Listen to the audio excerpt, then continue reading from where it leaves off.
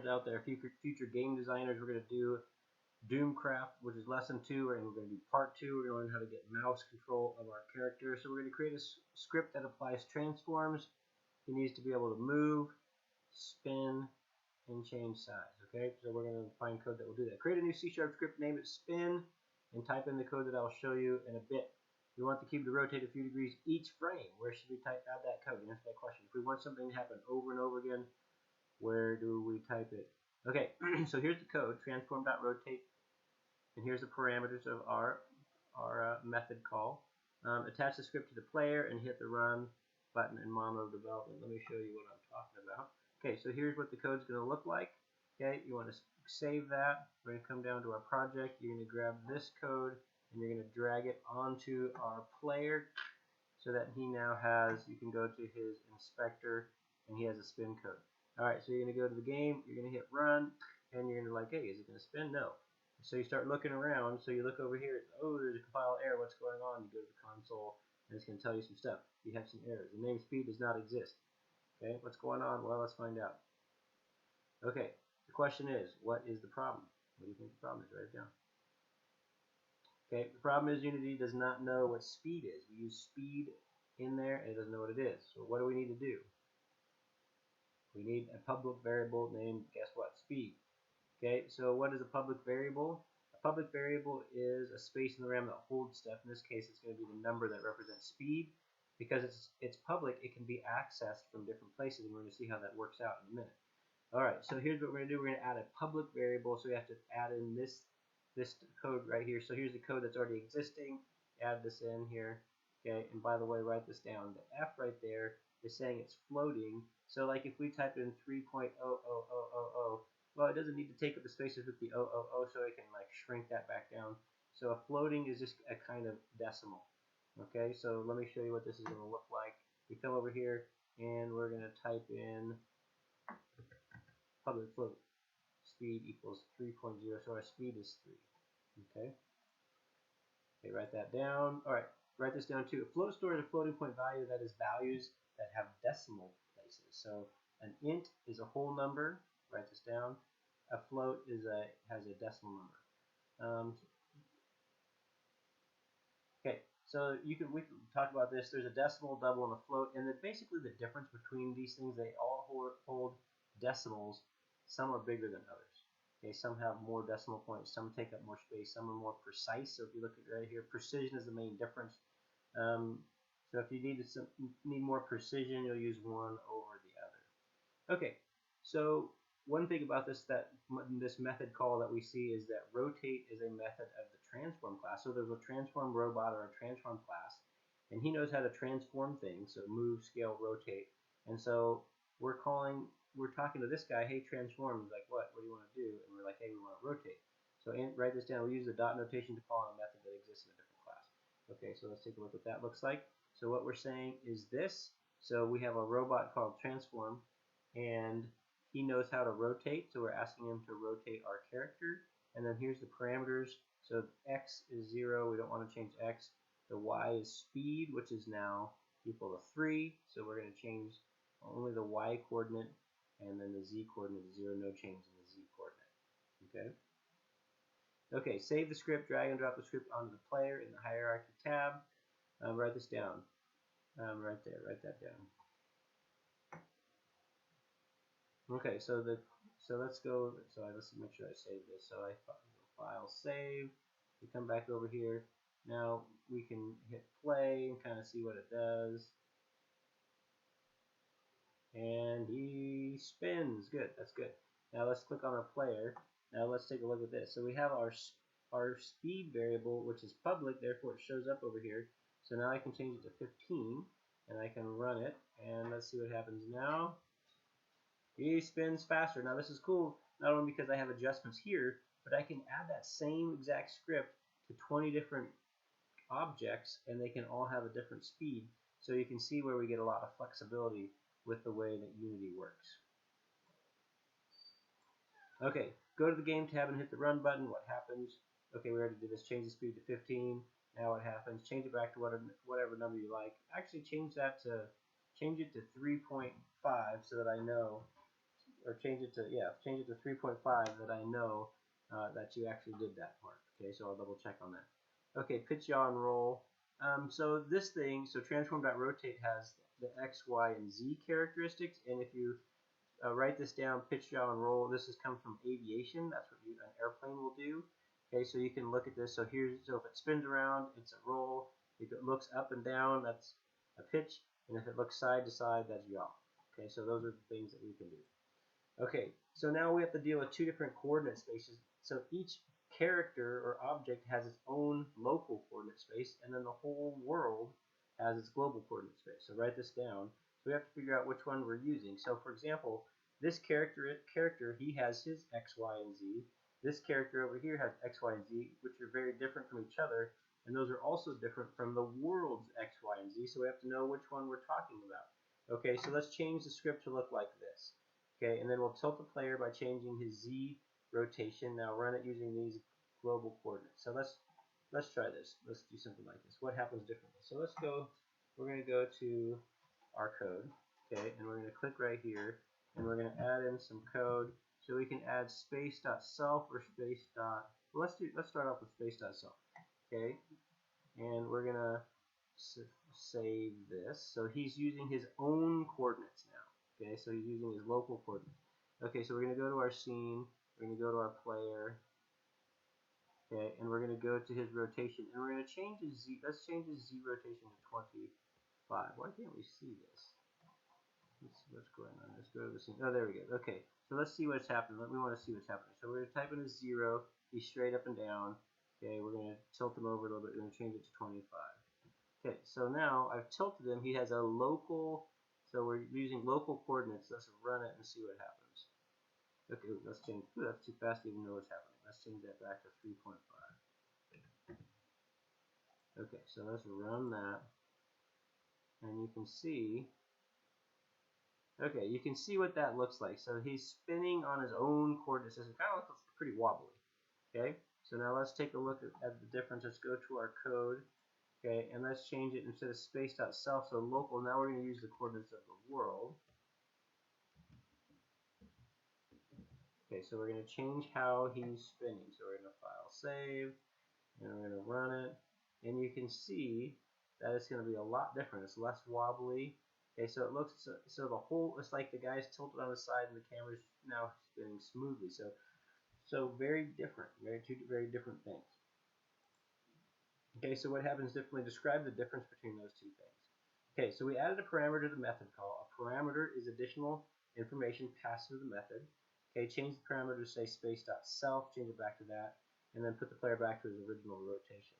Okay, so let's take a look real quick again here. So what I'm saying is this particular method call, rotate, it has 1, 2, 3 mandatory parameters, and then this is a fourth optional one. So, but these pass an additional information to that method. We're going to change that back to say space.self, and we're going to save it. Okay, and then we're going to go back to Unity, and then we're going to change this guy. We're going to go to our player, and then we're going to get rid of that deal. Okay, so now he'll spin a little bit more normal. Okay. Okay, so we were able to get the player to move, but what was missing from the spin script? What do we really want? Okay, write that in. What do you think we really want? What we really want is the player to move with the mouse. We want the player to look around and move around with the mouse. So let's create, so that one was just practice. Now let's create a new C# script named mouseLook. Okay, and write in the code on the following slide. Okay. Okay, so here's the code that we're going to write in. Okay, so you know, hopefully at this point you know you're going to go to Assets, Create, you're going to make a C# script. It's going to be called mouseLook, okay, and it's going to have that code that we just showed. Okay, so check this out. So you need to know that this is a class header signature. It says, hey, the name of this class is rotate. Declare a public variable. So again, we have a variable that can be used in a lot of different locations. It's also a float. So this is so public means it can be used by a lot of people. Float is the type of thing that can go into the box.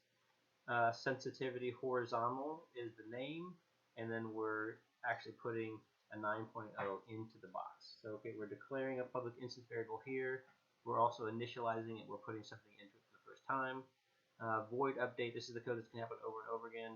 Okay, so again, we're talking to our robot called transform. He knows how to spin this guy. So hey, we want to rotate him. So the X is 0, the Z is 0, and then this whole thing right here is the Y. So we want to get, we're talking to this new guy called input, right? What does this guy do? Well, he gets input from the mouse. He can figure out what the mouse is doing. Okay, and so you say input, you say, hey, input, and he's like, what do you want? And you say, hey, get the axis, and he's like, well, which one do you want? And so we want to get the X. Okay,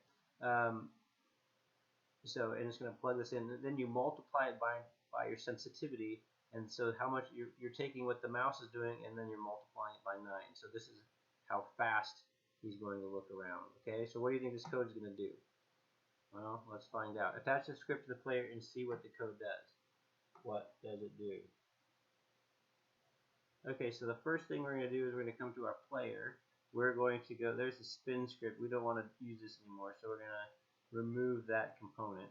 Okay, and so then we're going to do the rotate. We're going to drag this on our guy, and then we're going to see what happens. Okay, so we're going to hit run and see what it does. Okay, so you can see that as I move the mouse around, it'll look around with my guy. Okay, that's good.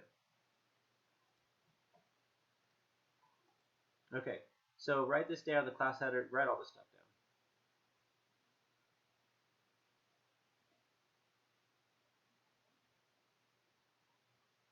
Okay, write that down. Ask me questions if you have any questions about that stuff.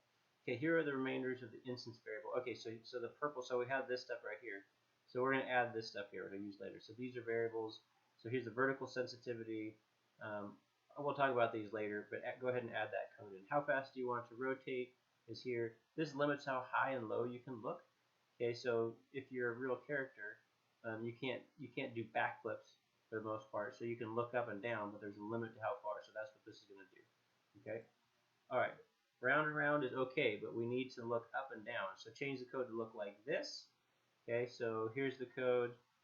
Here's the code we had. So you can see that I commented it out, and now we're going to change it to look like this. So by the way, you can select the text and press Control-Alt-C, and it will comment it. Okay, so we change our code to look a little bit something like this. We turn this into comments, and then here's what we have. So what do you think this is going to do? What do you think this is going to do? So take a look at the difference. So we have this local variable called rotation X, and it's getting the mouse Y. So this transform. So we're just basically changing it to an angle here, but equals. Oh wow, there's a lot going on here.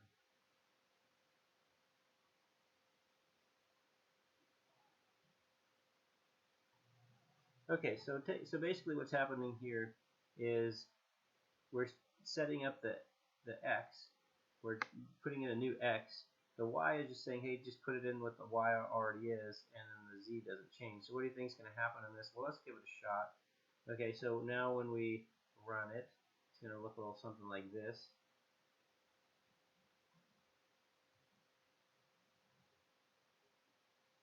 Okay, so when I move this way, it only looks up and down. Now watch this though. It just kind of keeps going. All right, so answer some questions here. What's the deal with this? Okay, what is unrealistic graphical movement? Is doing front and back slips. We need to add limits to how far the player can look up and down. Okay, add the following code to restrict the movement. Okay, so let's add this. So the rotation X, it clamps. So it clamps it between the minimum and the maximum. So it's like, okay, it can only go this far and that far. Run the game again to see what it does. What does it do? And then now what do we need? Okay, let's go take a look at that and see what happens. So we're going to go to our, I'm going to pause on this. So let's go to here. Okay, we're going to put the code in there. Okay, we're going to save this. Okay, and then let's go back and run it now.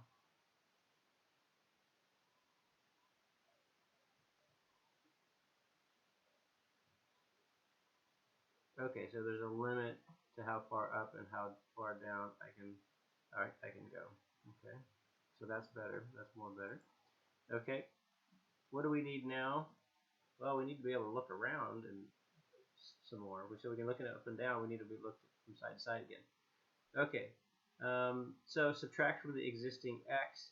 Okay, so this is basically subtract. That minus equals is saying, hey, take the rotation and then subtract from it what the mouse is doing, and multiplying it by the sensitivity vertical, how fast you want it to move vertical. And that clamps the rotation between the min and the max, so that makes it to where you can't look too high and too low. Limits to how high and low you can look, keeps the player from doing front flips. And then right here sets the Y rotation to where the mouse is. Okay, by the way, write this down. A vector is a multiple numbers stored together as a unit. For example, a vector 3 is 3 numbers, which works great for us because we need an x, y, and z. So a vector, basically, just for now, just think of it, just holds however numbers there are. So a vector 3 holds 3 numbers, which is perfect. Okay, write that down. Okay, so we need horizontal and vertical at the same time. Okay, so let's finish the code right now and allow spinning and up and down looks at the same time. So here's the code. Okay, replace this code with this and run it. Okay, so like we said, we're going to replace this code. So here's the update. So it's going to look like this. So now you can see what we're doing. We're adding the Y rotation now. Okay, and you can see right here, instead of just changing the X, so we have rotation X now and Y, and then the Z. We don't need to do side flips, so we're going to leave that as 0. So that's what it's going to look like there. And then, by the way, we're going to add this in too. We'll talk about that later. So if yours looks a little bit like this, that's good stuff. Let's see what's up here. Okay, so here's the whole thing. So here's all the variables and everything in there as well. Okay, so let's see what this thing does. By the way, which rotation does a first person scene not need? Well, we don't need to roll, right? So that's why we leave the Z as 0. Okay, so let's go to Unity and see what happens here. Okay, so we have that code, we have it added, and we run it. What should it do? It should do a little something like this. So we should be able to look up and down and around wherever the mouse is. Okay, so we're still missing something, but we're getting closer and closer. Okay, add back the start method. This code will stop any later physics simulations from affecting the player movement. So, for example, if there's like an earthquake, you still want to be able to move around, so that helps you with something like that. Okay, success. We can look around. What do we need next? Well, we need lesson 3, moving around. We can look around, now we need to move around. Okay, that's it for this time around.